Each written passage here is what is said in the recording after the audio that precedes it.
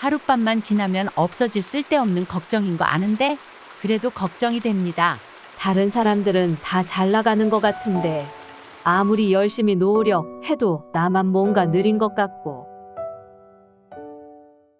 사람마다 정도의 차이는 있겠지만 항상 힘들 때마다, 일이 잘 안 풀릴 때마다 어떤 특정한 시기마다 나를 달래준 인생 노래들이 있지 않으신가요? 이렇게 음악이 될 수도 있고 아니면 책이 될 수도 있겠지만 마음이 정말 싱숭생숭하고 특히 지금처럼 비가 추적추적 계속 내릴 때 낙엽처럼 마음이 이리저리 흔들릴 때 과거에 이럴 땐 저도 어떻게 해야 될지 몰라서 그냥 비 오면 맞고 유튜브 보고 그랬던 것 같아요. 누구나 힘든 상황이 닥치면 마음의 고통을 겪고 마음이 흔들립니다. 전혀 예기치 못하는 일이 생기면 정말 다 때려치고 싶은 마음도 듭니다. 이럴 때 진짜 어떤 지혜로운 인생 선배가 옆에서 이렇게 하면 좀 나아질 거야, 인생을 잘 보내고 싶으면 이렇게 해봐 라고 얘기해주고 다독여준다면 얼마나 좋을까요? 아무것도 보이지 않는 캄캄한 동굴이지만 따뜻한 온기가 느껴지는 것 자체만으로 생각만 해도 저는 너무 마음이 편안해질 것 같아요. 오늘은 그래서 이 파란만장하고 인생 산전수전 다 겪으면서 돌을 닦았던 다산 정약용 선생님에 대한 책, 그리고 그분의 따뜻한 가르침을 몇 가지 말씀드려볼까 하는데요. 원래는 아주 기본적인 내용이지만 이런 기본적인 소양조차도 망각하고 살고 있는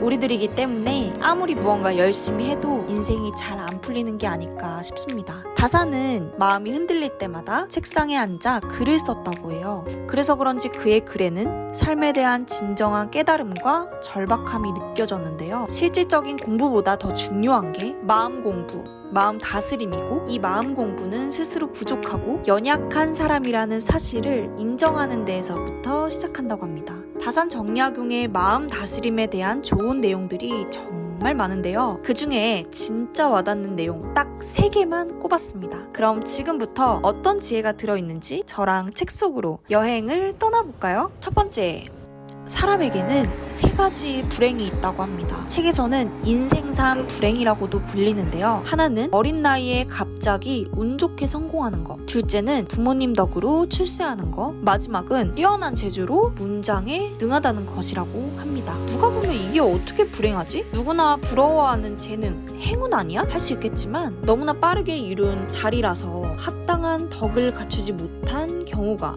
많다고 합니다. 다산 정약용 역시 시와 문장에 탁월한 재능이 있어서 주위의 기대를 한몸에 받았고 젊은 나이에 벼슬 자리에 올랐으나 그 이후에는 인생의 고난의 연속이었다고 합니다. 하지만 이런 고난, 불행 속에서도 닥친 상황을 어떻게 받아들이느냐에 따라 달라지는 하나의 문제임을 직시하고 어쩌면 내 격의 깊이가 깊어질 수 있는 값진 경험이 될 수도 있겠구나 라고 생각하며 오히려 이를 감사하게 여겼다고 해요. 항상 과거에 힘든 시기를 겪어온 사람들 중에서 성공하거나 성취를 이룬 분들이 많은 이유가 진짜 때가 되어서 운때가 풀려서 그런 게 아니라 불행이라는 본이랑 맞바꿀 수 없는 값진 경험을 통해 의미를 이미 파악하고 전부터 갈고 닦으며 때를 기다렸던 게 아닐까요? 신은 잘 될 사람에게 일부러 시련을 내려준다고 하죠. 이 시련을 감당할 그릇이 되는지 안 되는지 확인하기 위해서. 지금 잘 나간다고 자만할 필요도 없고 지금 잘 안 풀린다고 낙심하지도 마세요. 도자기 빛깔은 뜨거운 가마 속에서 오래 구워진 다음에야 비로소 완성된다고 합니다. 저는 원래 술술 잘 풀리다가 갑자기 낭떠러지로 내려온 케이스인데요. 앞으로 어떻게 살아가야 할지 막막해요. 책에서 인상 깊었던 구절이 죄와 화물에 빠져 부끄럽고 후회스러울 때 점검해보면 재물이나 여색 때문이다. 다른 사람이 갑자기 명성이 추락하고 오명이 세상이 가득할 때 점검해보면 역시 재물이나 여색 때문이다 라는 내용이 있었는데요. 재물을 얻으면 세상 모두를 얻은 것처럼 기뻐하고 재물을 잃으면 삶의 의미를 모두 빼앗긴 것처럼 절망하고 좌절하는데 이런 삶에서는 진정한 행복과 평안을 얻기에는 힘들다고 합니다. 항상 잠깐 멈춰서 나는 어디로 가고 있는지 뒤돌아볼 줄도 알아야 한다고 합니다. 계속 페달을 돌리며 이익과 욕망을 적극적으로 찾아 나서는 건 좋지만 반드시 기억해야 될 건 본성, 그리고 나의 진짜 가치관을 계속 상기시키고 깨달아야 하는 것 같아요. 두 번째, 항상 나의 판단, 나의 줏대로 섣불리 해석하고 판단하면 안 됩니다 라고 하는데요. 책에서는 비스듬한 자세로 듣지 않는다 라고 하는데요. 왜곡해서 듣지 않고 항상 객관적인 태도로 바라봐야 한다고 합니다. 말이든 사람이든 사람들은 항상 자신이 보고 싶은 대로만 보고 읽고 싶은 대로만 읽고 해석도 자기 방식대로 합니다. 하지만 듣고 싶은 것만 들을 게 아니라 진짜 상대가 나에게 말하는 온 뜻을 파악하는 게 정말 중요합니다. 예술 작품이나 노래를 듣거나 하는 거면 상관없겠지만 실제로 어떤 판단을 내려야 하는 상황에서는 반드시 여러 방면으로 생각해보는 습관을 가져야 한다고 합니다. 항상 뒤에 보이지 않는 그 사람의 내면, 그러니까 진짜 뜻을 파악하는 게 정말 중요하겠죠? 이런 능력을 통찰력이라고 하는데 이 통찰력은 다양한 식견을 경험하면서 길러진다고 합니다. 그럼 이 사람의 속마음을 한 번에 알 수 있는 통찰력은 어떻게 기를 수 있는 걸까? 책에서는 하나의 우물을 깊게 파는 것도 좋지만 정말 다양한 경험 그리고 다양한 분야의 책들을 접해봐야 한다고 합니다. 얼마나 더 많은 책을 봐야 할지 감이 안 오시죠? 표면을 보고 감춰진 것을 아는 통찰, 연관된 것을 미루어 알 수 있는 상상력은 새로운 것을 알고자 하는 열정이 반드시 뒷받침되어야 한다고 하는데요. 항상 겸손함을 갖고 솔직한 태도로 상대를 대하고 3자 입장에서 이렇게도 보고 저렇게도 보면서 눈을 길러야 하는 것 같더라고요. 또 이것저것 다양한 분야의 책을 접했다고 내 지식을 자꾸 드러내지 말고 저절로 뿜어져 나오게 드러나게 하라고 합니다. 폭넓게 배우되 잘 알지 못하는 지식으로 무르익기도 전에 함부로 지식을 드러내면 절대 안 된다고 합니다. 자꾸 빠른 지름길로 가려고 하다가 오히려 앞날의 족쇄가 될 수 있으니 눈앞에 작은 이익에 조급해하지 말고 사람됨의 근본을 다지고 작은 행실부터 성실하게 하라고 말합니다. 마지막은 정말 가장 와닿았던 내용이자 지금 당장 저의 마음을 고쳐먹게 해주는 부분이었는데요. 아마 저처럼 많은 분들이 이 부분을 간과하고 살고 있으신 분들 계실 거예요. 바로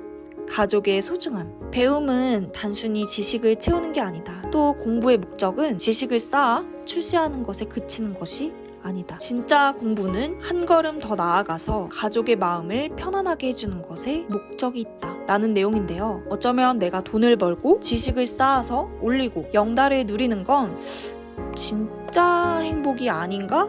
라는 생각이 드는 구절이었는데요. 진짜 행복은 가족들이 편안하게 해주는데 있다고 합니다. 이런 말 해보신 적 있지 않으세요? 내가 조금만 더 성공하면 반드시 부모님부터 찾아갈 거야. 내지는 이것만 끝내고 부모님이랑 꼭 여행 가야지 등등. 사람은 죽을 때까지 절대 완성형 인간이 될 수 없다고 합니다. 지식을 쌓아도 사람의 도리를 지키지 않는 것은 진짜 배웠다라고 할 수 없다고 합니다. 가족들, 부모님 마음을 편하게 해주려면 꼭 여행을 가야 하나요? 저는 진짜 시간이 없는데. 여행이 아니라 나의 행복을 보는 것이 곧 부모에게는 가장 큰 기쁨이라고 합니다. 그러기 위해서는 내 마음이 먼저 편해야 되고 내 마음이 편하려면 하루하루 충실하게 보내야 하고 즐거워야 한다고 합니다. 또 부모에게 혹은 가족 누군가에게 자꾸 진실을 밝혀 따지려 들거나 들추려고 하지 마세요. 만약 반드시 짚고 넘어가야 할 일이 있다면 진실을 바탕으로 하되 항상 상대를 생각하는 존경과 부드럽게 말할 수 있는 지혜를 길러야 한다고 책에서는 말합니다. 상대를 대하는 진심, 그러니까 공감은 자기 자신에게 다른 마음을 품지 않는 데서 비로소 우러나온다고 합니다. 여러분, 공부는 평생 해야 한다라는 말이 있잖아요. 부지런히 공부하지 않으면 나이가 더 들면 반드시 후회한다고 합니다. 실제 공부도 중요하지만 그보다 마음 공부가 정말 중요하다고 하는데요.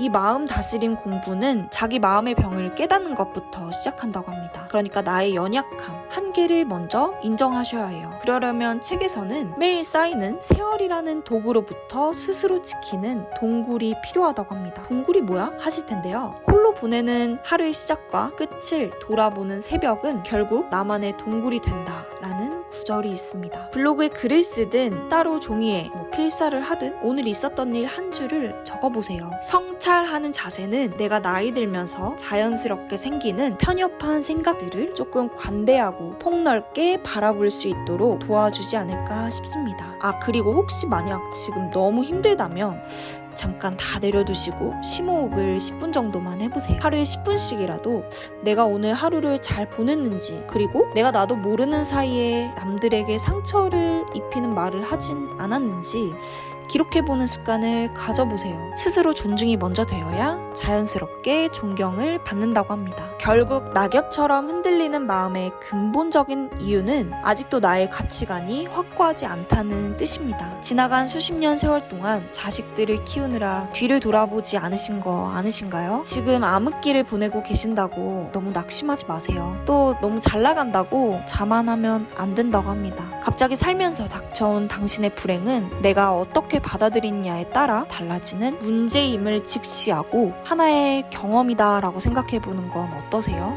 요행을 바라지 말고 성실하게 하루하루를 살다 보면 세상이 나에게 생각지도 못한 선물을 내려줄 거라 믿습니다. 롤러코스터 같이 왔다 갔다 하는 마음 그리고 인생이지만 하루하루 타파하면서 같이 살아갔으면 좋겠습니다. 구독과 좋아요는 사랑입니다.